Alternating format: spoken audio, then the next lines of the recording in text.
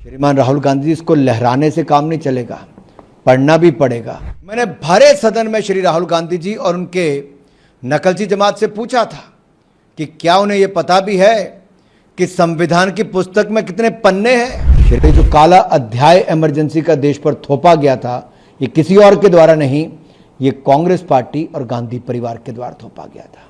आपको हिपोक्रेसी भी छोड़नी चाहिए और देश से माफी भी मांगनी चाहिए। आजकल श्री राहुल गांधी जी और उनकी कांग्रेसी जमात संविधान से अधिक प्रेम दिखा रही है।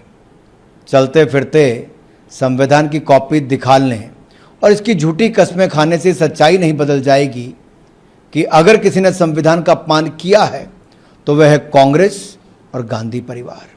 1975 में आपातकाल लगाकर पूरे विपक्ष को जेल में डालकर इन्होंने पूरे संविधान ही बदल दिया।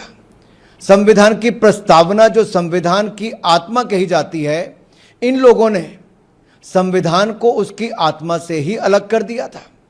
पिछले सत्र में मैंने भरे सदन में श्री राहुल गांधी जी और उनके नकलची जमात से पूछा था कि क्या उन्हें यह पता भी है कि संविधान की पुस्तक में कितने पन्ने हैं।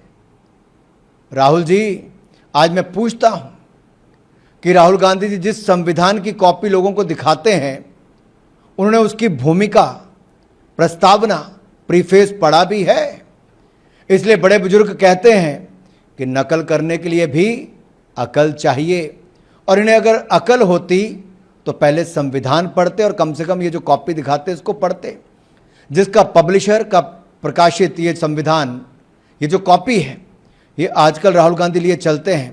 पहले इसकी भूमिका पढ़नी चाहिए और देश को बताना चाहिए उसमें लिखा क्या है।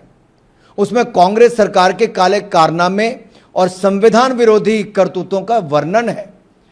भूमिका लिखने वाले भारत के सर्वश्रेष्ठ कानून के जानकार थे, जिन्होंने संविधान को देखा और समझा और परखा है।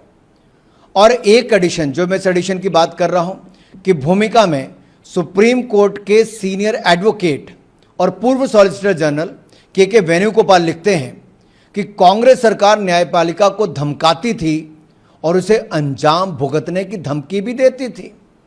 जब इलाहाबाद हाईकोर्ट ने इंदिरा गांधी का चुनाव रद्द कर दिया था तो श्रीमती इंदिरा गांधी जी ने देश पर आपातकाल लागू कर दिया, और इंदिरा गांधी जी को कमिटेड जुडिशरी चाहिए थी, और इसलिए उन्होंने न्यायपालिका को कमजोर करने की कोशिश की। अपनी इस प्रस्तावना में के वेणुगोपाल जी आगे लिखते हैं, मैं आपको दिखा रहा हूं जो फॉरवर्ड उन्होंने लिखा है प्रस्तावना, और इसके कुछ अंश में आपको पढ़ के बताऊंगा भी। द देन लॉ मिनिस्टर के Venugopal has rightly written here, an atmosphere of confrontation was sought to be created by those whose duty, अगर आप यहां पे देखें तो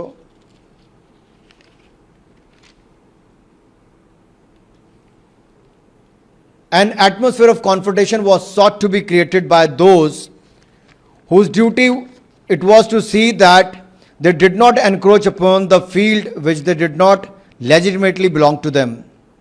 Nothing should be left undone now to ensure that such a situation did not reoccur. Even after the amend, once confrontation continues, then I think it will be a bad day for the judiciary. न्यायपालिका को खुली चुनौती और धमकी दी गई, या तो हमें मनमानी करने दें या फिर अंजाम बुरा होगा। राहुल जी, क्या आप इस विषय पर बोलेंगे? और इसी एडिशन में वेणुगोपाल जी ने तो स्पष्ट लिखा है कि कैसे इंदिरा गांधी जी ने आपातकाल लगाकर देश के प्रजातंत्र और संविधान को रौंदा। अब इसके 7वें संस्करण की भूमिका पढ़कर सुना देता हूं, जिसमें शंकर नारायणन जी, जो सीनियर एडवोकेट हैं, वो क्या लिखते हैं। अगर आप उसको भी देखेंगे, उन्होंने बहुत स्पष्ट लिखा है कि our constitution was crafted by the finest and most emancipated minds of the time and thankfully not directed by the confused Nehruvian social policy that guided successive governments.